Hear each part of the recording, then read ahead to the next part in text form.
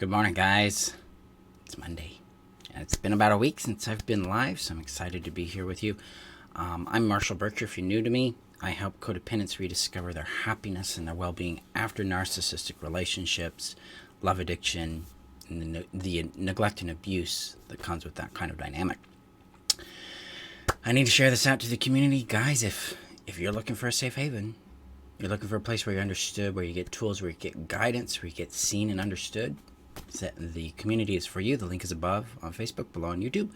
I'm going to share that out right now, but I'm excited to be here with you guys this morning because it's been a bit. It's been what's the lingo today? A hot minute. That's at least what my children say. So, but yeah, let me get this shared out to the community. I rarely do lives on Monday, but today I was inspired to do this. That there was this energy within me that came up and said, "Hey, let's talk. Let's connect with our community here." I call you guys Team Badass, my family. So, hi Rita. I'm good. So, had a really nice evening. It's been a nice day. So today, what my inspiration is this idea of keeping yourself while pursuing your desire. So this is a little outside codependency. It's outside recovery from narcissistic abuse.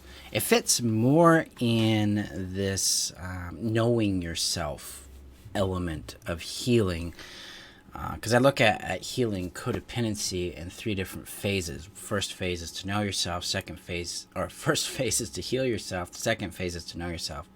Third phase is to share yourself. So in heal yourself, we're focused on healing like the trauma bond, love addiction, shame, learning how to nurture our needs, that kind of thing. In the know yourself phase, it's all about coming to understand, discover who we are, know our value, voice, and vision, but also how to keep ourselves. How to keep ourselves as we pursue things that really, really matter to you. Hi, Pamela. How are you? And this is kind of a trick here because it's really easy to lose ourselves, especially if we've dealt with codependency. We have a habit of auto-ignoring ourselves. We get lost and absorbed in the external. Like we're out there. I call it external orientation. It's where we seek the thing outside of ourselves. Ooh, it got all blurry. And we seek ourselves through other people, places, and things. And this is where we get really hooked on the trap of approval and rejection. We get stuck in this binary that I'm either lovable or not, depending on how much approval or rejection I get. And we find this happening a lot. I find this happening a lot in my journey as I pursue my desires, as I pursue my dreams. This trap shows up a lot. Now, it's not just relationships that we find this in. Everything is fundamentally a relationship if you think about it. Like me doing this video, some of you are going to accept of it, some of you are not. Not because it's malicious, like Royal Marshals, blah, blah, blah. No, it's more like it doesn't resonate with you. But from a codependent mindset, the lack of resonation would be interpreted as a flaw, as some inadequacy in me because it's not connecting with so-and-so, right? This is an important dynamic to understand. This is how we get lost when we're pursuing something that we care about, because we get hooked on the idea that approval and rejection have significance, that they matter, they have meaning, when in reality, they're irrelevant. Because like in my example, this video will resonate with some and not resonate with others. That's a filtering process. It's an important process because what it does is it aligns me with people that make sense to me and I make sense to them. So some of you here have followed me for a while. Some of you are new to me. And you may find I really resonate with you, and maybe I don't. Sometimes I do, and sometimes I don't. This is good. This is important to acknowledge as worthy and good and valuable, because what it means is that we have elements of connection and compatibility. We have a place where we fit, where we can understand each other and contribute. This is how relating works. This is the function of sorting in our reality. Like, oh, I want this, I don't want this. Over here, I want that over there. This allows us to create quality connections, quality understanding, and help us create genuine outcomes and experiences for each other. This is also how we keep ourselves. We allow rejection and approval to become irrelevant and to take on its proper role of just sorting people in and out of our world, rather than us conforming to their world in order to keep them. Now, we want to keep people. I'll turn that into a question. Why do you think we want to keep people? What's our big fear behind rejection or approval? What are we running from? What are we trying to control or fix? Hi, Laura. Hi, Janet. Comment below. Let me know what you think about that, because what do you think that might be? And then now you'll get the answer, right? But this onus of approval and rejection coming with this idea that I have scarcity in my world. Like, there isn't enough people. So I've got to keep what I get. Nothing is better than something when it comes to relationship, because we really fear loneliness. And we really fear that approval and rejection define our value, right? This is what we're running from this fiction that says, oh, your approval means I'm lovable or valuable or worthy, or your rejection means I'm not. This comes from a concept called transactional value, where we've been loved for what we do, but not for who we are. And this is where we lose ourselves. So if we're out there pursuing our dreams, or out there pursuing our desires, we're trying to accomplish something in our world, and it requires the interaction of other individuals, it's going to be there's a big risk in losing ourselves, because we get hooked on the idea that approval will lead to the fulfillment of our desires because we need somebody to do the thing, right? So I've been wrestling with this for like the last 2 weeks, real in depth. And that's why I took last week off. I need to get centered. I need to get back to me. I need to understand what I need from my business, how I want to contribute to the community, to my students, to my clients, to all y'all, in a way that's resonant with me. Because I was starting to feel this friction in me going, I don't want to do that. I don't want to do that. I don't want to do that. I'm like, okay, I need to hear myself. I need to respect it. This is how you keep yourself. You acknowledge what's going on. You're like, I don't want this thing. Okay, let's acknowledge it. Let's admit that. Let's receive it. It's like, okay, I have the right not to want things. Right? And so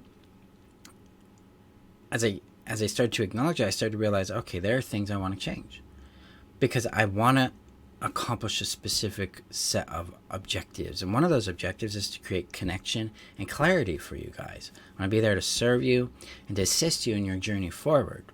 That's number one. Number two, I want the company to grow in a way that works for me and for you.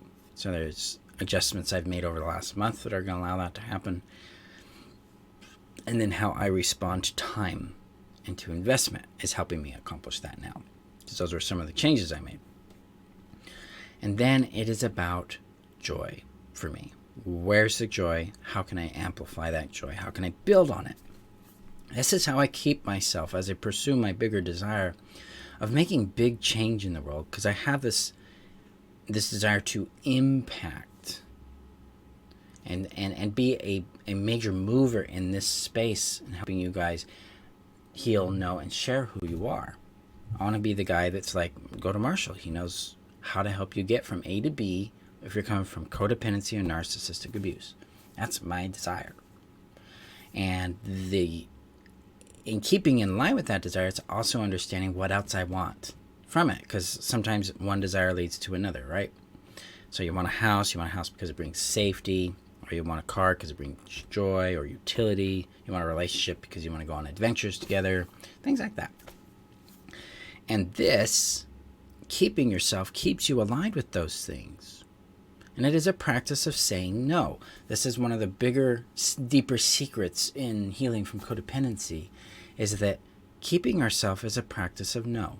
It is not a practice of yes. We need to say no to more things and yes to fewer things.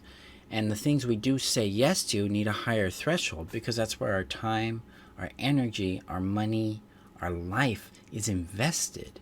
And if you're investing in things that don't bring you joy, then there's no wonder life is joyless. Makes sense there? Because if we're not putting our time and our energy, the two things we have a finite amount of, into things that don't bring us joy, so we get things that don't bring us joy. But if we start investing in those things into the things that bring us joy, we're going to have a lot more of it.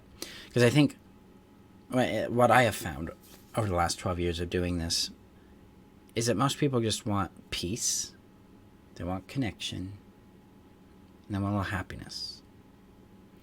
And we have been bombarded in our world by what those things need to look like and what forms they should take and how much of what we should have to equal blah, blah, blah. It's no wonder we're in chaos these days. It's no wonder we're disconnected and lost. We don't have a firm rooting in our own value. We don't have a firm rooting in what our own joy means or who we are, how we contribute to the world, because we've been convinced to contribute our tools, our gifts, our beingness in transaction for something else rather than in connection with joy. If this is making sense, let me know in the comments. We have lost ourselves in a lot of ways, both as a people, both as individuals. Now it's time to come home. And coming home means I got to start saying no. And if I'm going to start saying no to things, I need to know what on earth I want. How do I know what I want? How do I know what my desires are? And that's what brings your body alive. It's what brings you in here to a happy place. Like, you look at children and they get their little thing and they're just like, yes, whoa, that's amazing. That's what we're looking for. We can find that in relationships. We can find that in jobs. We can find that in businesses. We can find that in money too, or in how we receive money. But beyond that, where are we playing in our lives?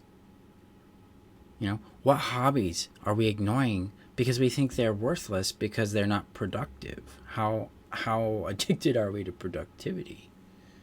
Right? Are we even acknowledging our sense of play? Are we willing to let ourselves rest? Sometimes for me, some of the most joyous time I have is in silence. Like just being for a bit. No pressure. I'm trying to get something done.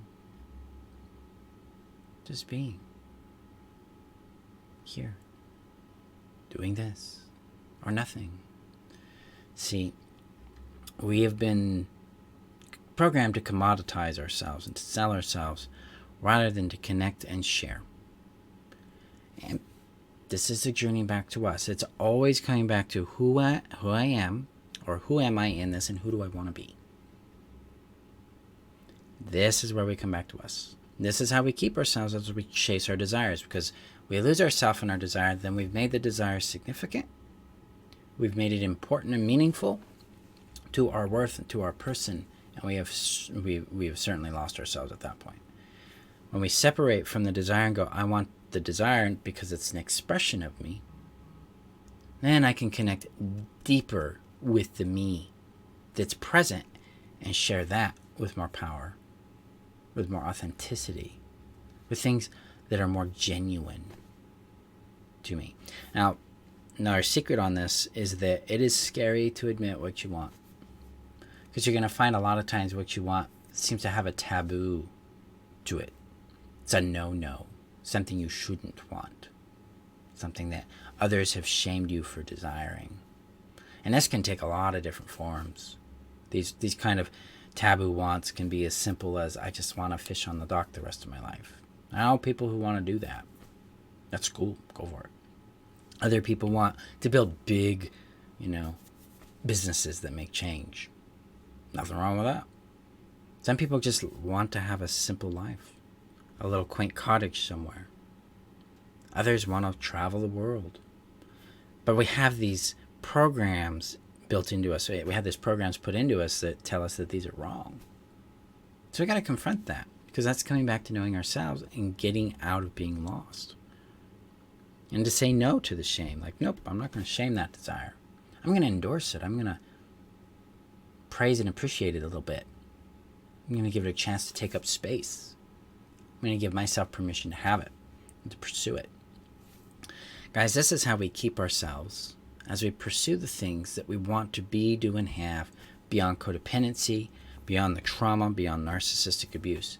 It is how we start to know ourselves on a continual, alive basis. Yeah, Rita. Okay, yeah, so let's make sense. Good. Thank you, guys. It looks like there's some other comments. Yay. So, yes. Yeah, Fabi. Nice to see you. Silence is comforting to the nervous system. It's comforting to the brain. We live in such a loud world. Cars, media, music, just mental chatter from like Facebook. Yeah, guys. This is how we keep ourselves. We come back to us and we start knowing ourselves by saying no so that we can understand what our yeses really are. So we can make those choices and then build things in our world that promote our joy, that share our joy, and that contribute and receive. So there you go. That's today's surprise training. I appreciate you guys. Remember that you're worth knowing, loving, and keeping. Thank you for your support. Thank you guys for being part of my community, part of my world. I've got your back as you move forward into your future, because we're all on the same road. I'm just a few miles ahead of you. I'm not like special enlightening guru, dude. It's more like, nope, I'm just plotting my own course and discovering things that I think will be valuable to you. So I share it with you, and if it works, great. If it doesn't, great. That's all that matters to me. Okay? You guys have a great day. I will see you in our next video. And, yeah. Talk to you soon. Bye-bye.